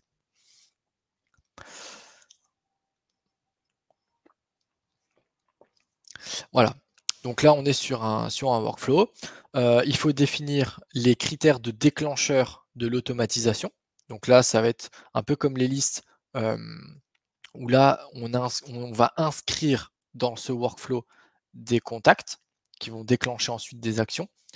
Mais on peut baser cette inscription sur d'autres propriétés d'objets associés. Donc entreprise, des actions, un peu tout ce qu'on retrouve sur les listes. Voilà. Et donc là, on définit le critère d'inscription. Et ensuite, on a les actions possibles. Donc là, on a tout un tas de jeux d'actions sur lesquels on peut jouer, on peut utiliser pour déclencher. Donc là, c'est vraiment pour tout, le marketing, pour de la gestion de propriété, ça parle vraiment, ça peut vraiment parler à tout le monde. Envoyer des notifications d'emails internes aux propriétaires, créer des notifs, envoyer des mails internes, faire des workflows de nurturing. Enfin, voilà, ça peut être utilisé pour vraiment tout le monde.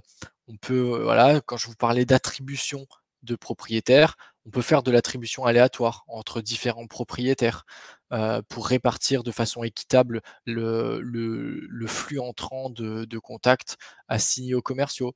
On peut inscrire dans des listes.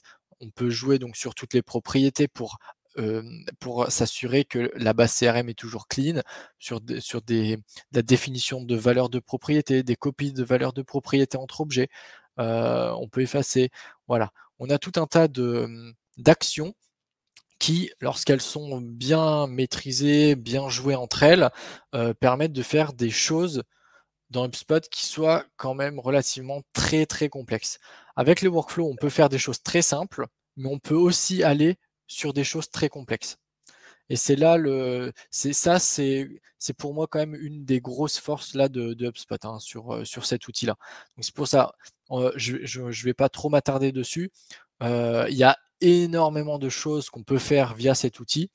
Je pense que c'est bien que vous en ayez conscience, que ça puisse parler à tout le monde, parce qu'on n'est pas on est là, on est vraiment sur toutes les personnes, qui sont utilisatrices de HubSpot.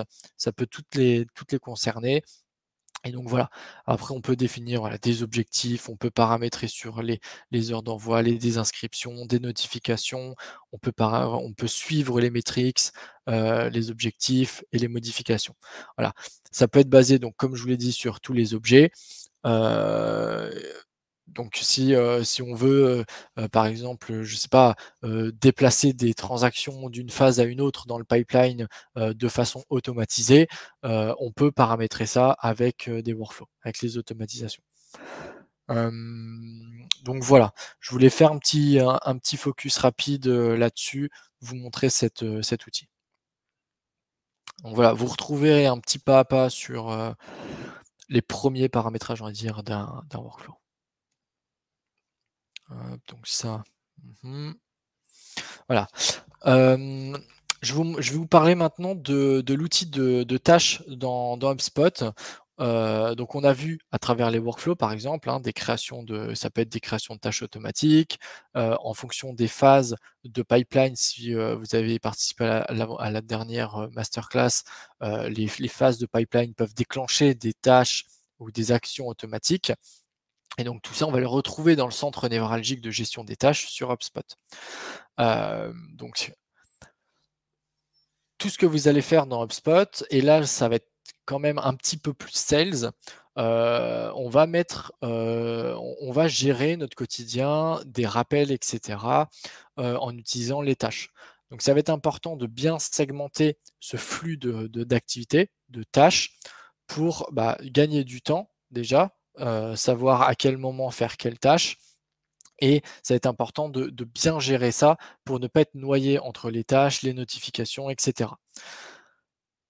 On a 3 types de tâches, différentes, actuellement, qui sont donc les tâches à faire. Donc ça, c'est toutes les tâches, voilà, en mode to do, ce qu'il y a à faire.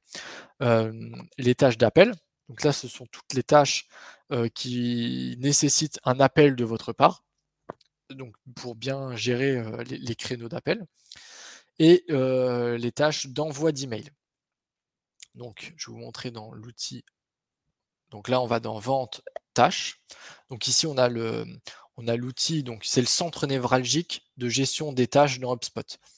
Donc là, on peut retrouver donc toutes les tâches qui sont à faire aujourd'hui, en retard, à venir, terminées, plus engagées, et on a les files d'attente. Donc ça, ce sont des files d'attente, les files d'attente personnalisées.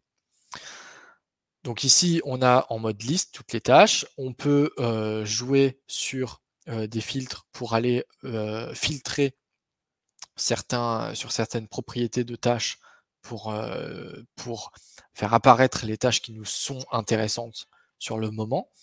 On peut modifier les colonnes pour faire apparaître d'autres informations qui sont liées aux tâches. Donc comme je vous le disais, on peut ajouter une file d'attente. Donc là, par exemple, cette file d'attente, appel téléphonique, c'est une file d'attente personnalisée, et ça permet de regrouper sur une file d'attente spécifique certaines tâches. Donc les files d'attente spécifiques, peuvent être utilisées de bien des manières différentes. Il n'y a pas de bonne ou de mauvaise, utilisation des files d'attente, du moment qu'elle est pertinente dans vos process. Si par exemple dans une file d'attente, vous voulez regrouper toutes les tâches qui sont liées uniquement aux contacts, qui sont à prendre en charge, qui n'ont pas encore été pris en charge, vous voulez une file d'attente, je sais pas, nouveau prospect, nouveau contact à prendre en charge, vous faites une file d'attente comme ça, spécifique, et vous savez que toutes les tâches qui apparaîtront de manière automatique ou manuelle dans celle-ci, ce seront les tâches à traiter. c'est pas mal de jouer sur les files d'attente personnalisées pour gérer vos priorités. Vous pouvez faire plusieurs files d'attente personnalisées qui seront spécifiques à un ordre de priorité.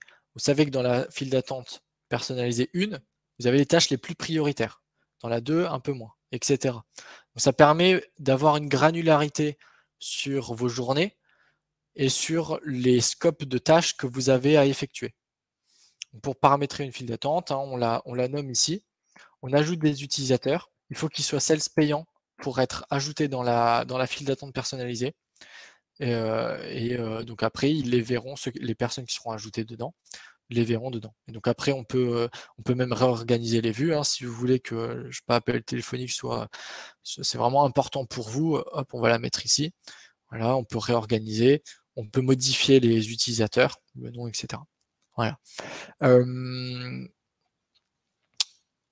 Voilà pour la gestion des tâches. Je vais vous montrer maintenant, donc, enfin, vous retrouvez donc créer une file d'attente. Il y a 3 manières de créer donc des tâches. On peut le faire soit de façon manuelle, depuis l'outil tâche ici. Non, j'ai pas cliqué au bon endroit. Donc là, c'est pour commencer à traiter les tâches. Quand on est sur une file d'attente, c'est vrai que je vous ai pas montré ça. Là, on va avoir un bandeau qui va apparaître au-dessus. Voilà.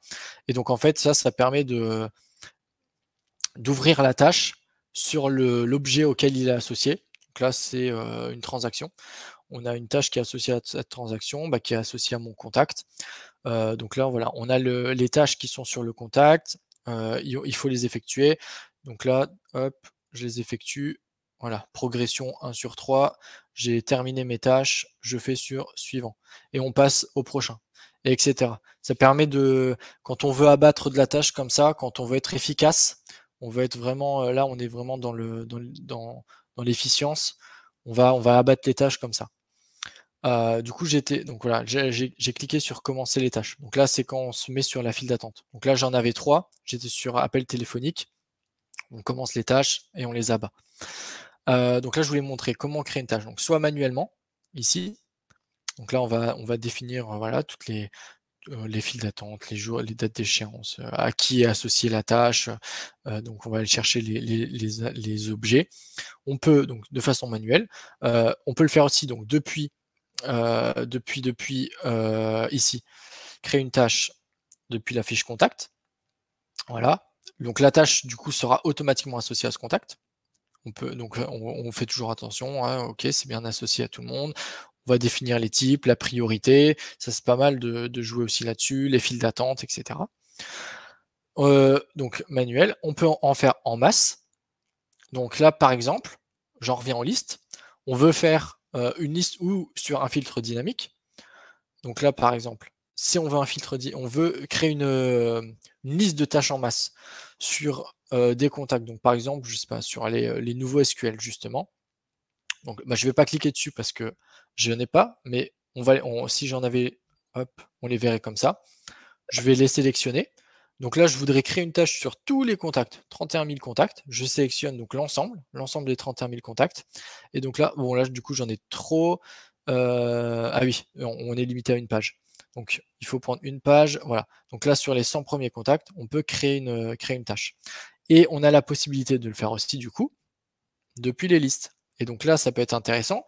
Par exemple, on a sorti une liste statique sur des participants d'un salon. Donc là, typiquement, on a cette liste, donc test 3, je vais prendre. Voilà, je veux créer une tâche donc de rappel pour tous ces contacts-là. Et donc là, je les sélectionne tous. Je vais plus créer une tâche. Et là, voilà, j'aurai une tâche sur une tâche qui sera associée à tous ces contacts. Enfin, j'aurai du coup 31 tâches pour ces 35 contacts. Donc qui pourrait être rappel post-salon, par exemple. Ça, c'est un cas qui peut être intéressant. Et la dernière, donc c'est de créer des tâches de façon automatique. Donc là, soit quand on va drag and drop des transactions d'une phase à une autre, soit en utilisant les workflows comme je vous l'ai montré, soit en utilisant les séquences. Et donc ça, vous le verrez sur la prochaine masterclass. Donc ça, c'est plus pour information. Le scoring pour prioriser le traitement commercial. Dans HubSpot, on a, une propriété native qui s'appelle Score, qu'on peut utiliser pour faire du scoring.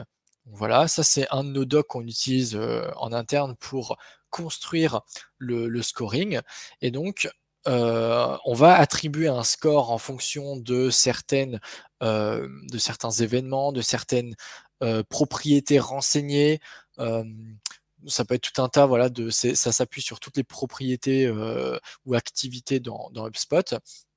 Et donc, on va mettre ça en place pour prioriser et actionner en fonction du score de la personne.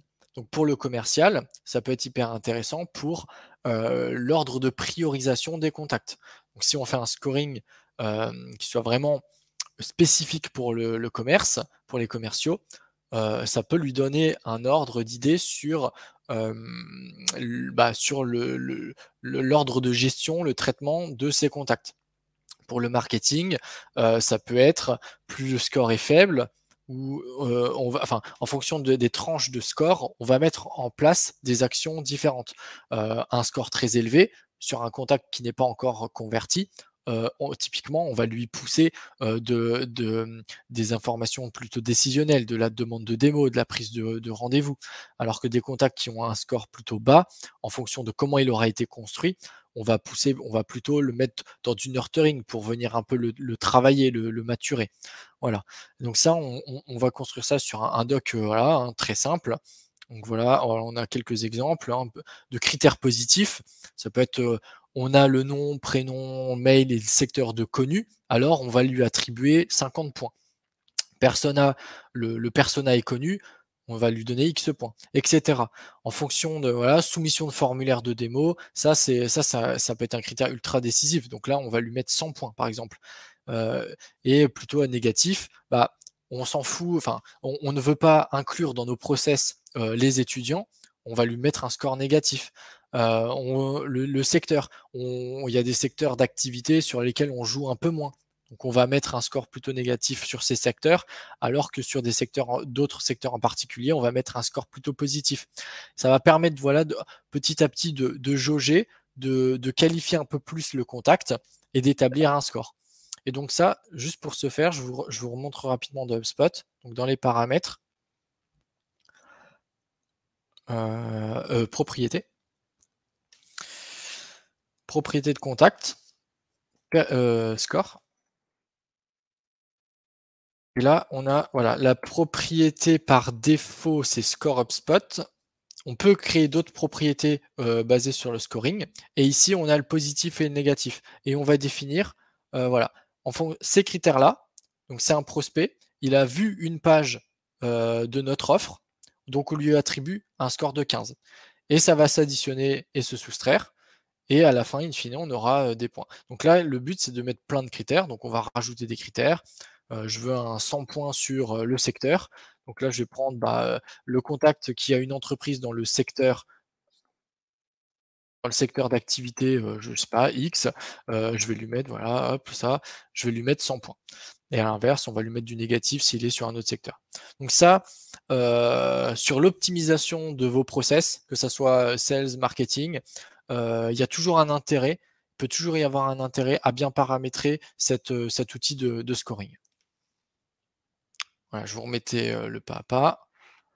Mettre en place le scoring. Et donc après, donc ça c'est un petit tip pour vérifier que le scoring fonctionne bien. Ça peut être intéressant de se faire des petites vues personnalisées.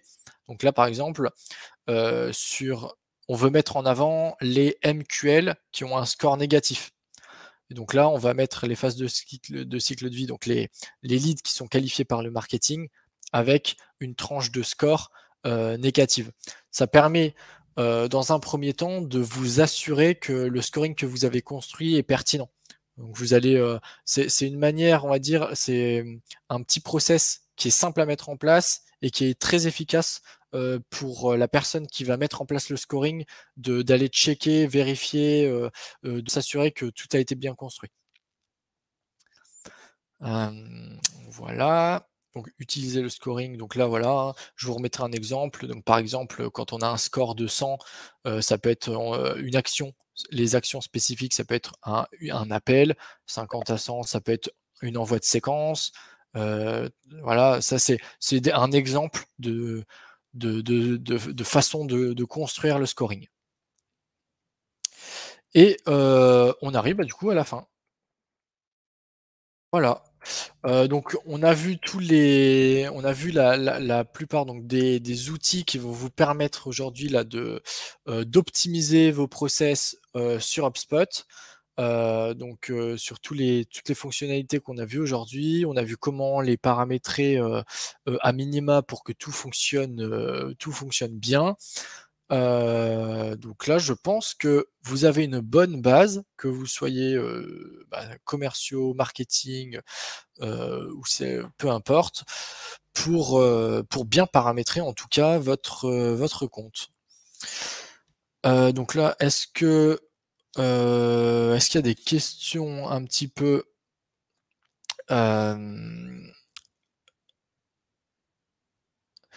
alors il y a Loïc qui me dit donc effectivement oui. Si Loïc me dit que la prochaine masterclass c'est donc le 8 juillet sur le pilotage des actions commerciales. Voilà. Donc la prochaine masterclass, 8 juillet, pilotage des actions commerciales. Donc j'espère que ce que je vous ai dit aujourd'hui vous a été utile, que vous pourrez mettre en place ces choses-là d'un point de vue opérationnel sur vos comptes. Et n'hésitez pas non plus à demander le support de formation. Donc Loïc, vous aurez une petite information, hein, je suppose, par rapport à ça, pour télécharger le support de formation. Donc voilà, il me reste juste à vous dire du coup, voilà, pour avoir le support de formation, vous avez l'adresse mail voilà, qui est ici, qui est dans le chat. Je vais peut-être arrêter de partager aussi l'écran.